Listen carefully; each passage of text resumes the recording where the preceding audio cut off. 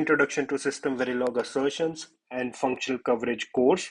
This course is still in pre-launch, so don't miss the pre-launch offer, and the links are there in this post to pre-book the course. What we are going to cover in this course is what is an assertion, why assertions, what are the advantages of using assertions, what is assertion-based verification methodology and coverage. How do you know that you have enough assertions for your design? What are the various assertion types? What are various system Verilog assertion operators? We'll go through some examples. Sequence and property blocks, sequence operators, properties. What are the multiple clock sequences? We'll also then go into tips on using and writing assertions. How should you write assertions? What are the various tips which you have learned over the years? And we'll be telling you those tips. How do you use system logs for functional coverage? Cover groups, cover points, what are the various coverage options? Then what are the guidelines for functional coverage? Once we are done with that, we'll go through some labs and exercises, which you can also look at offline, work on those offline. We'll go through assertions for asynchronous FIFO, assertions for an asynchronous FIFO, assertions for ALU, assertions for RAM, assertions for program counter, assertions for FSM. So let's start with the basic topic which everyone should ask at the beginning of this course. What is an assertion? An assertion is a description of a property of your design, or it's a behavior of your design, or a specification of your design, or a rule of your design which design follows. These can be inferred from the functional specifications of your design and can be continuously monitored on your design during functional simulation. These can also be used for verifying the design using formal techniques. So it's a very useful thing to have in your design. Let's understand this with a couple of examples. Let's look at it from a very high level example. Let's say you have a cell phone, and when you basically want to say, when I press the lock button on my phone should lock.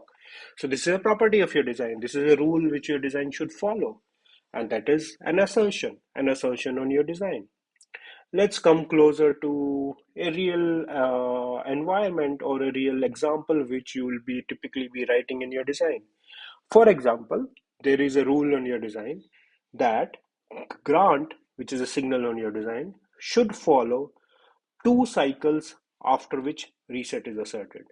So let's say request is asserted here, then your grant should follow it after 2 cycles. So this is after 1 cycle and after 2 cycles. So grant is also asserted. So grant should follow your request after 2 cycles.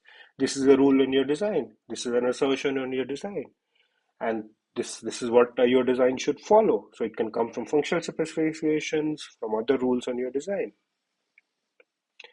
Assertions are not something which is very new. It's basically something which you check on your design, which you have been doing, no matter what languages you have been using. Let's say, for example, maybe you've been using printf if you're working from C language, or let's say even in Verilog, you can define a certain set of code like if def, checking whether the two signals A and B are mutually asserted or not. They are asserted at the same time or not.